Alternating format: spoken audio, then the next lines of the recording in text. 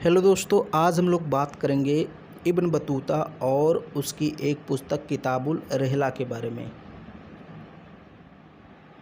सबसे पहले हम बात करते हैं इब्न बतूता की। तो इब्न बतूता कौन था? इब्न बतूता मध्यकालीन भारतीय इतिहास का एक इतिहासकार था जो मोहम्मद बिन तुगलक के समय में भारत में आया था। अब देखते हैं, मोरक्को के निवासी इब्न बतूता का जन्म 1304 ईस्वी में उत्तरी अफ्रीका के टेंजियर क्षेत्र में हुआ था। इब्न बतूता कहाँ का रहने वाला था?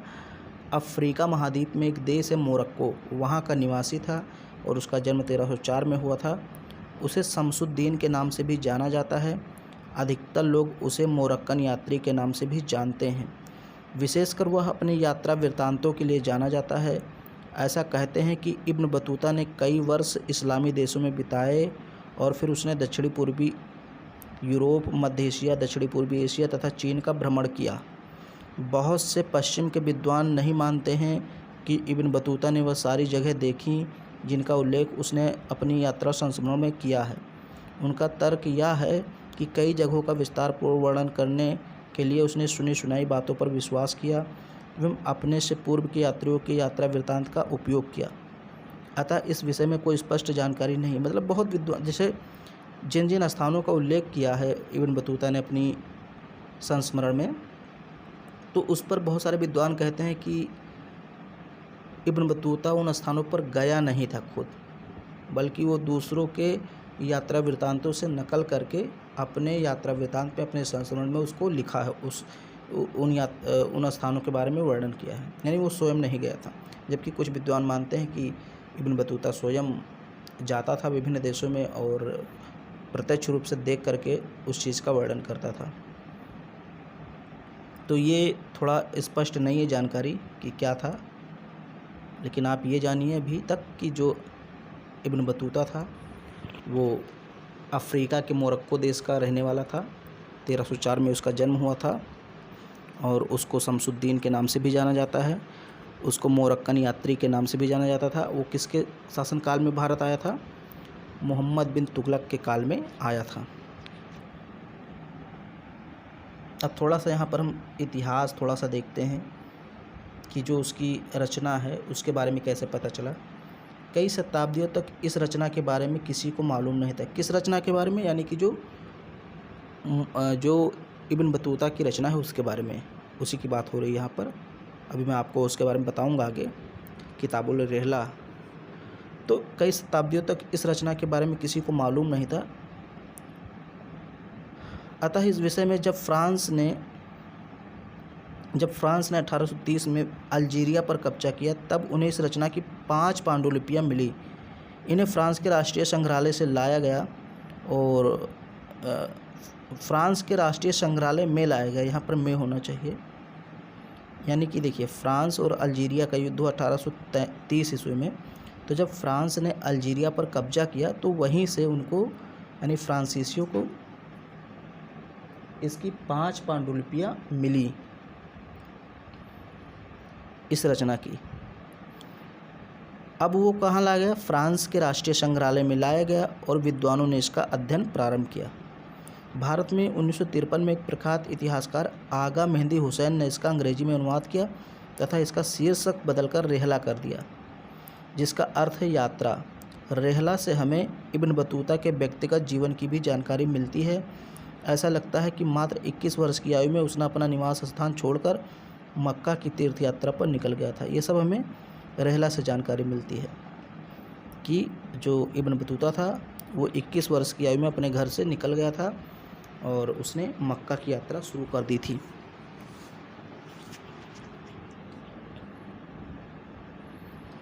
तेरह सौ 32 के समय जब वह एक ऐसे काफिले में शामिल हो गया जो भारत की ओर जा रहा था। यानी कि 1330-32 के समय वह एक ऐसे काफिले में शामिल हो गया जो भारत की ओर जा रहा था। वह बुखारा, समरकंद, अफ़गानिस्तान पार करते हुए हिंदुकुश पहुंचा और फिर वहां से भारत आया। रहला में उसने इन भारतीय रास्तों का उल्लेख भी किया है, यानी जिन जिन रास्तों से होकर के इब्न बतूता भारत आया था उसने अपनी पुस्तक रेहला में उन सारे रास्तों का उल्लेख किया है। संभवतः 1334 में मोहम्मद बिन तुगलक के काल में वो भारत पहुंचा। कहीं कहीं ये जो है डेट 1333 भी लिखी होती है, तो 1333-34 के आसपास वो दिल्ली में पहुंचा। और उस समय दिल्ली में शासन कौन कर रहा था? तुगलक वंश का शासक था मोहम्मद बिन तुगलक। मोहम्मद बिन तुगलक ने इसकी विद्वता देखते हुए इसे दिल्ली में काजी के पद पर नियुक्त कर दिया। लगभग 8 वर्षों तक इस पद पर उसने कार्य किया। हालांकि सुल्तान मोहम्मद बिन तुगलक से कुछ मतभेद होने के कारण उसे कुछ समय बंदीगृह में भी बिताना पड़ा। यानी कि मोहम्मद बिन तुगलक से इसका कुछ विवाद हो गया था और जिस कारण मोहम्मद बिन तुगलक ने इसको जेल में डलवा दिया था। लेकिन बाद में उसकी निरंतर प्रार्थनाओं के कारण उसे आज़ाद कर दिया गया। बंदीगृह से आज़ाद कर दिया गया। यहाँ पर आज़ाद होना चाहिए या मुक्त लिख लीजिए आप। बाद में उसे सुल्तान ने चीन में अपना दूत बनाकर भेजा। इस समय इब्न बतूता ने कई स्थानों का भ्रमण कर लिया था। इसलिए उसने सब जगहों का वृत्तांत लिखना शुरू कर दिया। इब्न बतूता ने भारत में लगभग 14 वर्ष व्यतीत किए एवं अपनी वीरता हेतु वह जाना जाता है। संभवतः 1354 ईस्वी में वह मोरक्को वापस गया। वहाँ मोरक्को के सुल्तान के कहने पर उसने अपने संस्मरण को एक विद्वान इब्न-ए-जुज़ई को समझाया। संभवतः 1355 में उसने अपने यात्रा वृत्तांत को पूरा कर लिया। उसके बाद उसके जीवन की जानकारी नहीं मिलती। तो ये तो मैंने आपको थोड़ा बहुत बताया कि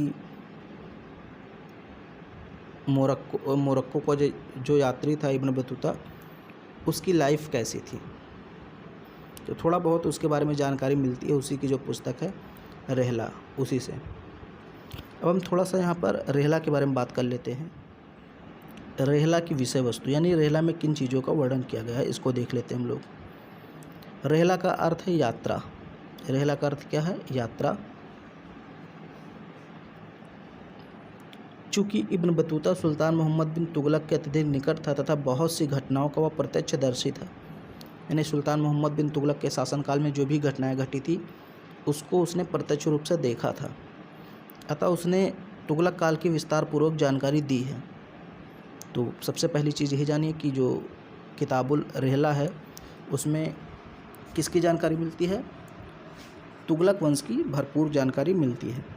हालांकि उसने मोहम्मद बिन तुगलक के पूर्व के सुल्तानों का संक्षिप्त विवरण दिया है, लेकिन उसने सुल्तान इल्तुतमिश की न्याय व्यवस्था में बलबन द्वारा नासिरुद्दीन महमूद की हत्या पर भी टिप्पणी की है। उसके पहले के जो सुल्तान थे मोहम्मद बिन तुगलक के, उनके बारे में भी थोड़ा बहुत बताया है इसने। रेहला में न केवल उस समय की राजनीतिक घटनाओं का विवरण दिया गया है, अपितु साथ साथ भारत की सामाजिक व आर्थिक स्थिति का भी वर्णन किया गया है, जैसे सती प्रथा का उल्लेख भी किया गया है। उसने राज दरबार की प्रथाओं, मान्यताओं एवं परंपराओं इत्यादि का भी वर्णन किया है। राज दरबार के संबंध में उसने उमरा के गठन व स्वरूप का भी वर्णन किया है। इसके अतिरिक्त सैन्य प्रणाली, तुगलक काल की न्याय व्यवस्था और उस काल में हुए कई विद्रोहों का भी वर्णन इसमें मिलता है। एक विद्वान होने के नाते उसने समकालीन कवियों, विद्वानों, साहित्यकारों एवं सूफियों से भी संबंध रखा है। इन सभी का वर्णन भी रेहला में उसने किया है। यहाँ रेहला होना चाहिए, रेहला में उसने किया है। इसके अतिरिक्त रेहला में कृषि, उद्योग, व्यापार, यातायात के साधनों का वर्णन है। सिक्कों एवं नापतौल की प्रणाली का भी उल्लेख है। सब जगह जगह यानी कि जगह जगह पर कई घटनाएं मनगढ़ंत भी मालूम होती हैं एवं इन्हें सही नहीं माना जा सकता, लेकिन इन सब के बावजूद भी 14वीं सदी की महत्वपूर्ण जानकारी प्रदान करती है। यानी कई जगह आपको लगेगा कि थोड़ी मनगढ़ंत कहानी यहाँ पर है, लेकिन फिर भी ये जो रचना है काफ़ी महत्वपूर्ण है 14वीं सदी की।